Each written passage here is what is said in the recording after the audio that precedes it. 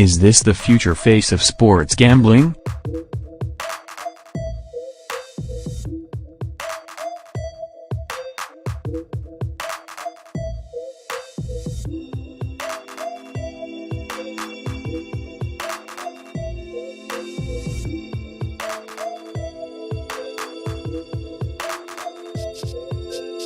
It's not just gambling. Las Vegas. A fat, Jewish kid from Chicago, by his own account, Robert Gorditzky is also a 25-year-old college dropout who has emerged as one of the most compelling and controversial, albeit largely unknown, figures in sports. He wears a black cap with white letters that spell gambler, and like his personal logo with the missing E suggests, Gorditzky is no ordinary betting man. Sitting courtside at NBA games and behind home plate at Major League Baseball games. Canoodling with beautiful women, including a former Miss Utah and a former Miss California. Sharing photos of himself with athletes such as Odell Beckham Jr. and celebrities such as Drake. Using gut instinct to bet upwards of $100,000 on games. Winning and losing millions of dollars in what he calls Big Rob style. In 7 days of being shadowed by USA Today Sports in October and November, Gorditzky wagered well over $1 million on a range of sporting events and tens of thousands of dollars more on blackjack and roulette.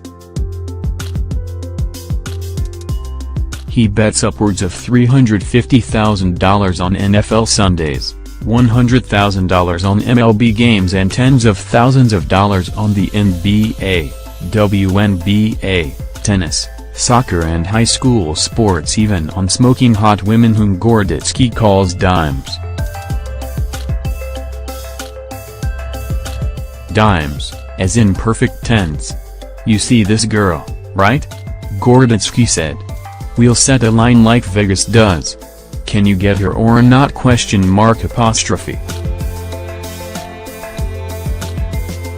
Photos of beautiful women populate his Instagram account, @BigRobStyle, along with photos of winning betting tickets that bear Gorditzky's ID number.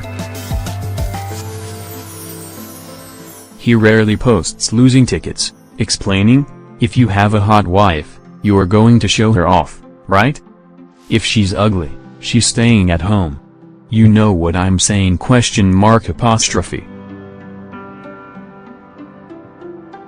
With photos, videos and text messages to support his story, Gorditzky said he has gambled with Drake, played blackjack with Beckham and formed relationships with other professional athletes who, according to Gorditzky, do not want to be associated with him publicly because it could draw unwanted scrutiny.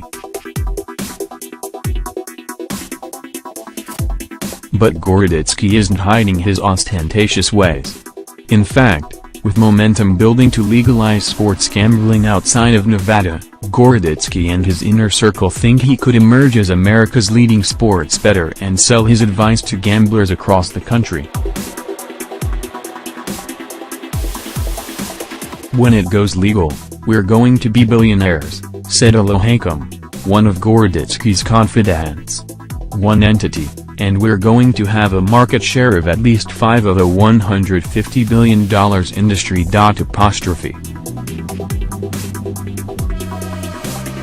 Gorditzky's introduction to America's sports gamblers figures to be memorable.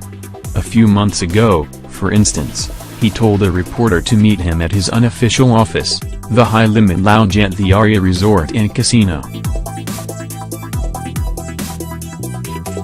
He arrived with all the subtlety of a royal flush cap. He also wore a red and white Louis Vuitton hoodie, black Louis Vuitton high tops and a Hublot watch that warranted a price check.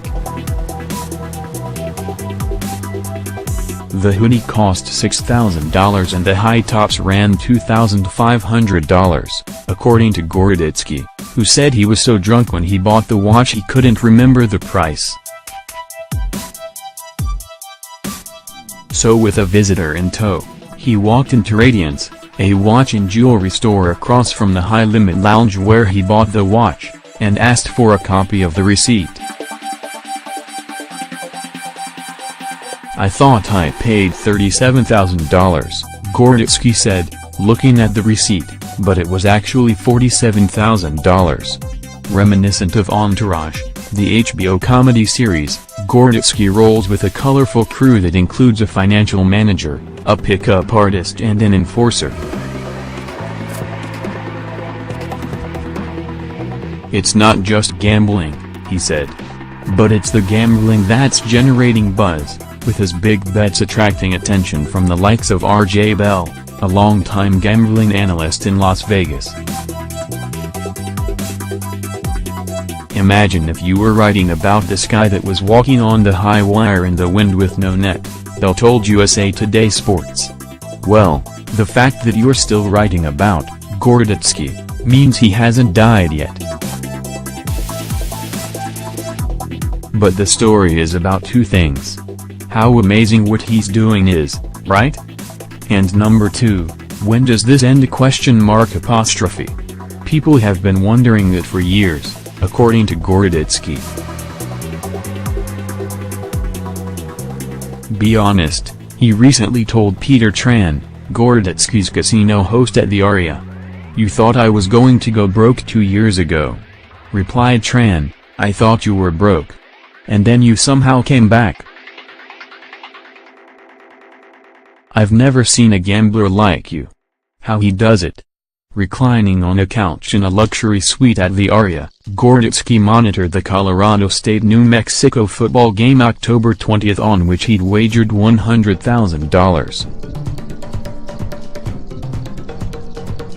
The bet was a parlay, and cashing it would require the NBA's Washington Wizards to beat the Detroit Pistons, which had happened earlier that night, and for Colorado State to beat New Mexico. "I can't name one player on the field," Gorditsky said.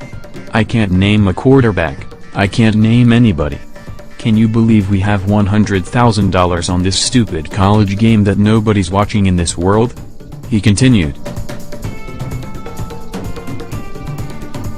Actually, it's the kind of wildcard bet that helps define Gorditsky, who said he has wagered as much as $150,000 in a day on NBA Summer League games. "I would take my knowledge and my gut instinct and bet the best numbers," he said, referring to the point spreads on the games. "I just kept pounding them." The casinos started lowering my limits because the house has no idea who's going to win in Summer League. They don't know anybody who's playing. Gorditsky speculated that obscure games such as the Summer League or small-time college basketball are open to point shaving, or, as he calls it, rigging. "You just pay college kids, inner-city college kids who don't have any money," he said. "Give them 10 grand. That's like $1 million to them. You know what I'm saying? Have a bad game, here's 10 grand. I don't see how they wouldn't do it. I'd spread it around Vegas, 20 grand a place. I wouldn't beat one casino badly.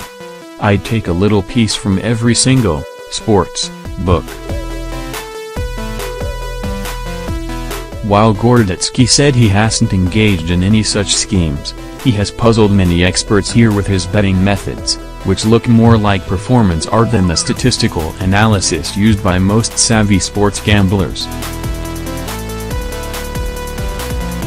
"People are always like, 'What's the secret?' he said. I'm like, there is no secret. It's hard work. It's not a magic show."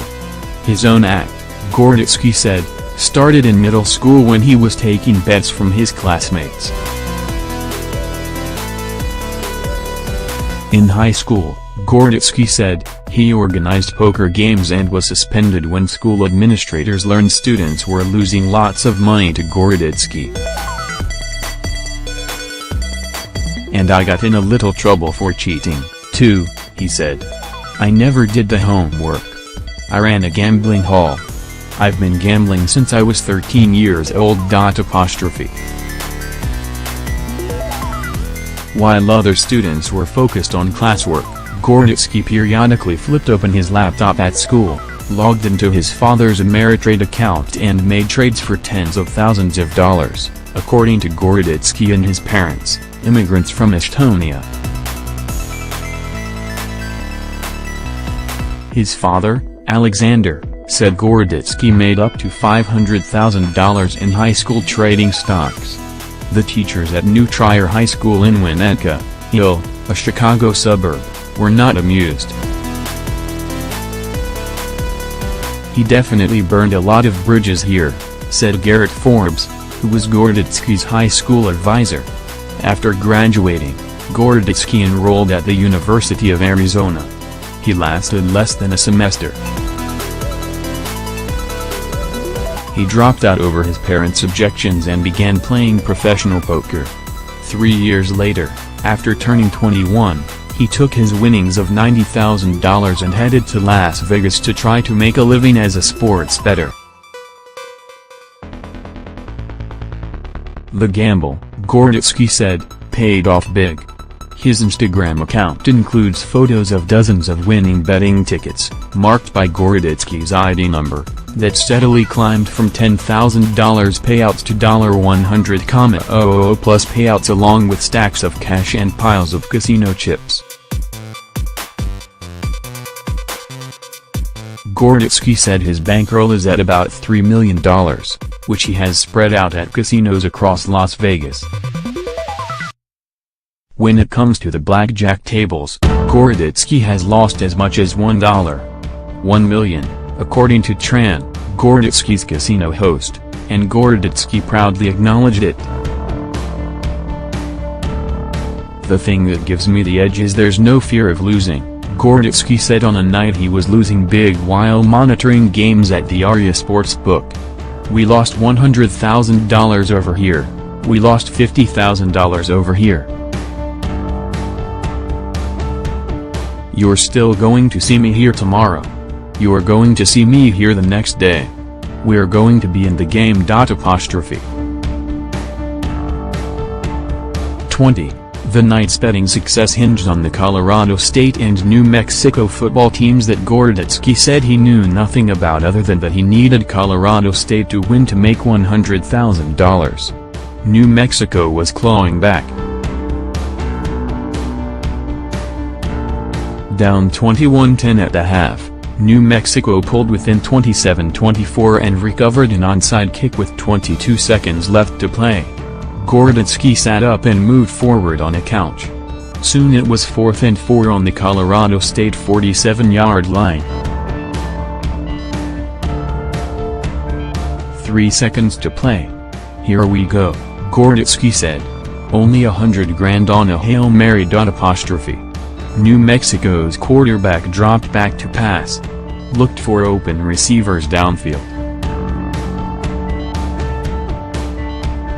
And down he went, sacked as time expired. "That's game, bitch," Gordetsky said.